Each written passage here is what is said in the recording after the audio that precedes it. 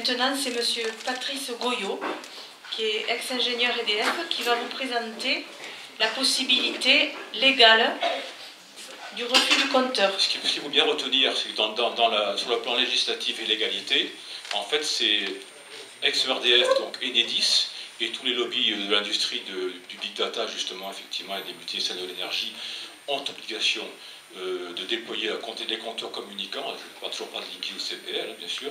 C'est des compteurs communicants, donc, effectivement, dans les foyers français. Voilà. Donc, par contre, vu des particuliers et vu des collectivités, est-ce légal ou non de refuser? Alors, je vais commencer par les particuliers parce que c'est un peu plus simple sur le plan des juridictions, mais c'est quand même assez compliqué malgré tout de façon concrète. Sur le plan juridique, en fait, un particulier est lié à Enedis ou à un fournisseur d'électricité par son contrat. D'accord ? Tous les usagers actuellement ont un contrat de type commercial qui les lie avec Enedis ou un autre fournisseur d'électricité pour une seule fréquence qui est celle du 50 Hz. Okay. Alors ces contrats, tous ceux qui ont été signés antérieurement en 2014, sont toujours valables et en fait, un particulier n'a aucune raison d'accepter contre son gré un nouveau contrat proposé par son fournisseur d'énergie, d'électricité, Enedis par exemple.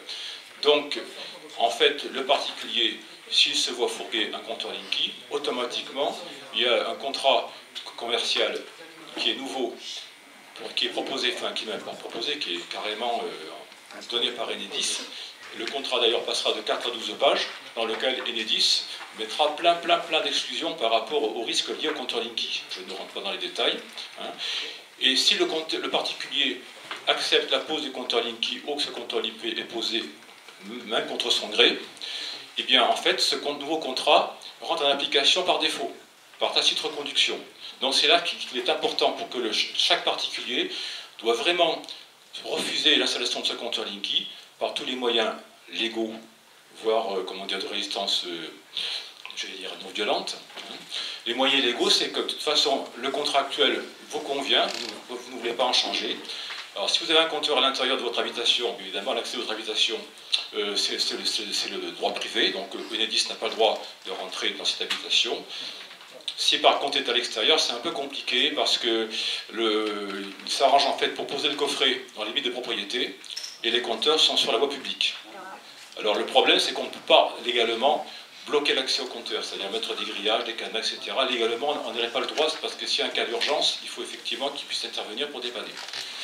Par contre, ce que l'on peut faire, c'est juste une piste, hein, mais je crois que beaucoup le font déjà, c'est garer une voiture, par exemple, contre le compteur, impossible d'accès. Et si par hasard il y a urgence, on déplace la voiture. Voilà, c'est un exemple de résistance passive.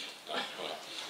Alors la question par rapport à tous ceux qui ont un compteur à l'intérieur, ce que vous venez de dire par rapport au contrat que nous avons, est-ce que la démarche des lettres recommandées dont vous avez parlé tout à l'heure est nécessaire?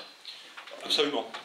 Absolument, parce qu'en fait, c'est votre justificatif que vous avez, refusé en raison du droit commercial relatif à votre contrat actuel, l'installation d'un compteur communicant de type CPL. Voilà, en fait, il faut avoir cette justification de votre refus. En refusant les compteurs, est-ce qu'il y a toujours des relevés?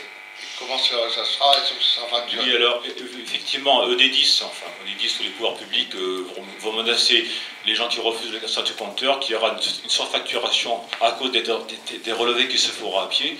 Il faut savoir que pour les boîtiers électroniques, les compteurs électroniques actuels, les compteurs blancs, en fait, on peut poser en façade des boîtiers de télé-relevés. Et les agents à pied passent en moyenne une fois par an, c'est tout. Après, vous pouvez faire des relevés confiance par Internet, vous relevez vous-même votre consommation sur le compteur, vous l'envoyez directement par Internet ou par téléphone. Donc il y a tout un tas de moyens. Il faut savoir qu'au Canada, effectivement, beaucoup de compteurs ont été enlevés à la suite de protestations populaires et de manifestations. Et en fait, la surfacturation liée au relevage manuel est d'environ 5 €, je crois, à peu près par an. Donc vous voyez, c'est pas terrible. Par rapport aux inconvénients d'avoir Linky chez soi, c'est quand même pas bien méchant. Vous pensez bien qu'actuellement, le relevé, il vous est facturé. Donc il n'y a pas de raison a priori de facturer un relevé à pied qui l'est déjà. Il n'est d'ailleurs pas individualisé dans votre facture. Le relevé en fait est inclus dans ce qu'on appelle le TURP, c'est-à-dire c'est une taxe qui est le tarif d'utilisation du réseau de production de transport.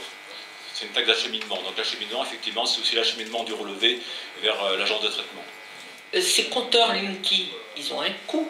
Ils vont nous les répercuter dans la facture. Nos factures seront plus élevées pour payer et les agents qui vont faire le boulot et les compteurs. Ils vont récupérer l'argent de plusieurs façons. Il y a 3 façons distinctes. J'en parlerai en détail dans d'autres interventions.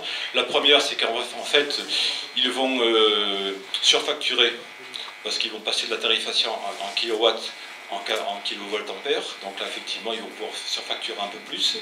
Ils vont aussi augmenter justement cette turbe dont je viens de parler, la taxe d'acheminement sur le transport, d'environ 1 à 2 euros par personne et par période d'abonnement, par mois, donc ils vont y récupérer là-dessus.